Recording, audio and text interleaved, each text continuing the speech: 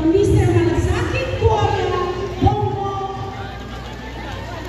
Ayun lang, nakalitaan na. Assalamualaikum.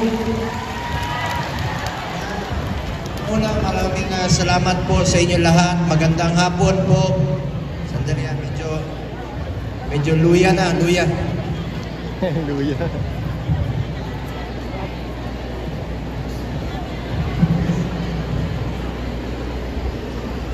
Magandang hapon po sa inyo lahat, mga kababayan ko. I'm sure marami sa inyo rito, mga taga Mindanao rin po, di ba?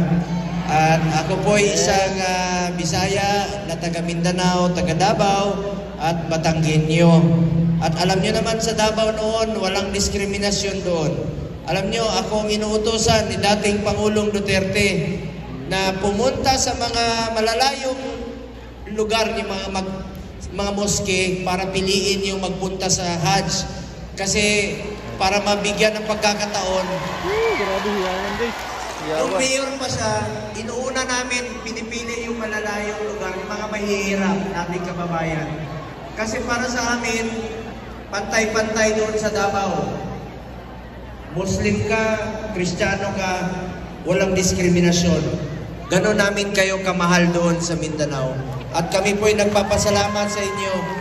Sa totoo lang, di ba, yung mga nakakapunta sa Hajj noon, napakahirap, once in a lifetime po yun, di ba? So, yun ang mga napipili noong mayor pa siya. Ang napipili noon, yung pinakamahirap talaga na hindi makapunta. At mahal na mahal po namin ang mga kapatid naming Muslim. Kayo po yun. Sino po rito ang may Maranao dito? Maguindanao, Tausug, Yakan, Maranao. Alam mo, sa Davao, galing nga ako ng Marawi at saka Tamparan noong isang araw. Nagbukas ako ng Malasakit Center sa Tamparan. At meron ng bagong Malasakit Center sa Tamparan. At meron rin pong Malasakit Center sa Amay Pakpak sa Marawi, di ba? At pupunta kayo ng Iligan, may Malasakit Center. Punta kayo ng Cagayan de Oro, meron. Para yan sa Pilipino. Bagong bukas lang yun sa Tamparan. Maraming Maranao doon. Malapit ako sa mga Maranao. Alam mo, bata pa yung anak ko. Meron ako anak ngayon. Matalino. Summa cum laude sa Lasal, sa accountancy, CPA at abogado. Class valedictorian sa Ateneo. CPA lawyer na siya. Kakapasa lang. Pero nung bata pa yun, bumibili yun ng DVD. Sa Boulevard sa Davao. Totoo. Kaya matalino, nanonood ng mga DVD. At marami kami mga kaibigan noon. Suki ako doon sa mga Maranao doon. Gano'n namin tinatangkilig ka mga kapatid natin doon. Sila Mandin, sila Usman. Diba? Doon sa... At bago ko malimutan, alam nyo, ang unang sumuporta kay dating Pangulong Duterte, nagtipon-tipon yung mga taga Green Hills nga, no? Mga taga Green Hills. Sobrang pagmamahal namin sa inyo. Maraming salamat. Malaki pong utang na loob namin sa inyo. Huwag kayong magpasalamat sa akin. Parati ko narinig kanina, sorry, natagalan ako, nag-interview kasi ako. 2 beses tumawag na puputol, mahina yung signal. Alam niyo, maraming lumalapit, nagpapasalamat sa mga programa. Huwag ko kayong magpasalamat sa akin. Sa totoo lang po, ako ang dapat magpasalamat sa inyo. Dahil binigyan niyo po ako ng pagkakataon na makapagserbisyo po sa inyo. Maraming salamat po sa inyo lahat. Alam mo, doon sa Mindanao, number 1 ako noong 2019. Sa Lanao del Sur, number 2 ako. Siyempre, nandun ang aking pinsan na si Samira Gutok. Pinsan kami nga, natawag namin sa isa't isa. Alam niyo bakit pinsan? Taga doon siya, di ba? Siyempre, siya number 1, ako number 2. Pero sabi ko sa kanya, ngayon, magkasama kami doon sa opisina ni Robin, magkatabi lang. Ang tawag ko sa kanya ngayon, pinsan. Sabi niya, bakit pinsan? Kasi ang pangalan ko, Bongo. Diba? Siya, Gutok. Okay. Konti lang diferensya, di ba? Ngayon, totoo lang. Insan ang tawag. Nag-text siya sa akin. Sabi niya, Insan, kaibigan kami. Malapit ako sa mga Muslim. Una-una, gusto kong pasalamatan ang ating mga opisyales, of course, Congressman Abu Haji, ang ating congressman, no? From Lanao del Sur. Palapakan po natin. ang ating CEO President si Alim Alexander, palapakan po natin. Ang ating mga kababayan dito no, sila Anwar Anjin, palapakan po natin. Alim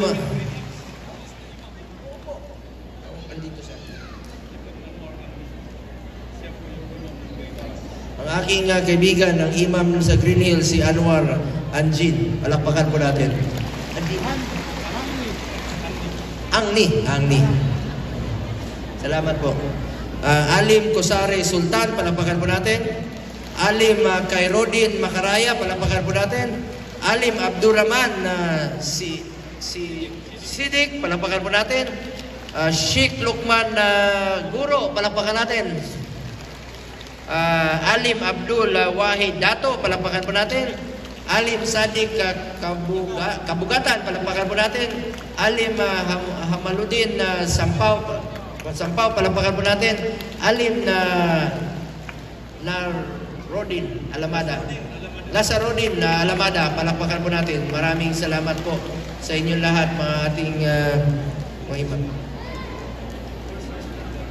Si Congressman Abdul Farhan. Okay. Ang ating kaibigan rin po, si Congressman Abu Farhan Haji. Salamat po, sir. Salamat po, sir. Salamat. Sukran. Thank you po. Salamat, Congressman. At unang-una, ang ating si Alima Sunang Hapsa Mamarya, ating presidente, palapakan po natin. Alima Sora Tarusan, advisor, palapakan po natin. Alima Rania Panondi, ang vice president, palapakan po natin. Ang ating mga board of directors, Alima Rokaya Alapa, palapakan po natin. Alima Rofaida Pamaloy, palapakan po natin. Alima Soraida Abdullah, palapakan po natin. Amina Umpar, palapakan po natin. April Alip, palapakan po natin. Liko Inshira Ompa Muhammad, palakpakan po natin. Sora Rakim, palakpakan po natin. Najma Sampaw, palakpakan po natin.